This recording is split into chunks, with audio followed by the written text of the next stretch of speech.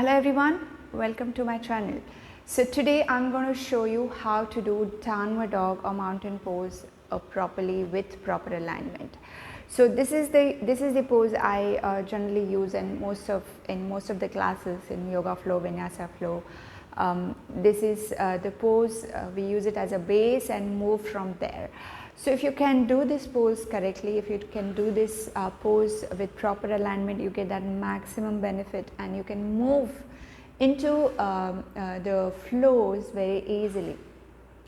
So I have seen a few mistakes people do while doing mountain pose, but if you do it with the proper alignment, you feel so nice, you feel so supported, you feel so grounded, you feel that complete stretch, the proper stretch, whichever muscle are supposed to get the stretch, you get it on those muscles and not that discomfort feeling while holding. Okay, so let's see how to do downward dog. So here for the alignment, you come in Vajrasana. Okay, from there come into tabletop position. So here knees hip distance apart, even your feet hip distance apart. And now before we go into downward dog, spread your fingers, okay, completely spread, create that energy with your hands, with your palms, and ground your palms completely on the mat. Okay, now you should feel that energy radiating from Mother Earth. So whenever we ground ourselves, whenever we ground completely properly with awareness, we get that energy back, and that's how we can radiate in our body to create that good stretch and strength in ourselves. Okay, now here then tuck your toes, okay, and then pressing your palms, pressing your toes, lift your knees higher. Okay, now most of the time what I have seen is the mistakes I have seen is we move forward, bringing body weight on arms, on shoulder. It's very uncomfortable. So here, once you're here, press your forearms on the mat, okay, and create that protraction in your shoulder. That means rounding your back, your shoulder blades are slightly going away from each other. Okay, now and then from here move your shoulder in.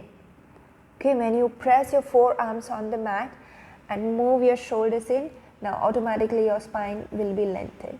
Now focus on your hips. Now your hips needs to point up to ceiling. Okay, now completely move your hips up. Now as you move your shoulder, you feel really tight. If you have tightness in your hamstring, you feel tight in your hamstring and not able to hold here. So what you can do is you can bend your knee and lengthen your spine. Not rounding back this way, not rounding. Okay, rather you move, press your shoulder, chest in.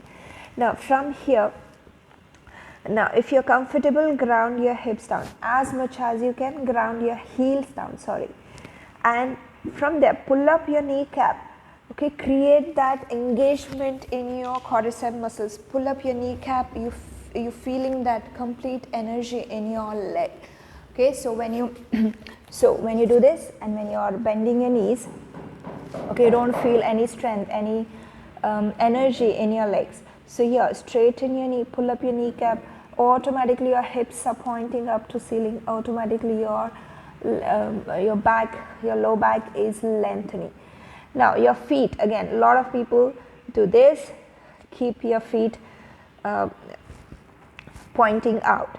Okay, turn your toes in. Your feet should be parallel to each other. That will help in engagement of your inner thighs. You can actually go in medial rotation slightly, again, just little bit moving toes in, heel out. But keeping parallel to each other is a good alignment, staying there and hold. Okay, again, try to create this action. So you're grounding your palms down, lengthening from your hips, your low back. Okay, yeah, I hope this is helpful. A very nice posture, helps to strengthen your upper body, helps to stretch and release tightness in spine, helps to stretch your calf and hamstring, as well as engage core muscles, strengthen core muscles. So I hope it is helpful. If it is, like, share and subscribe to my channel, and share with your friends. Okay, so I'll see you soon in my next video. Until then, look good, feel good, be healthy and happy. Take care. Bye bye.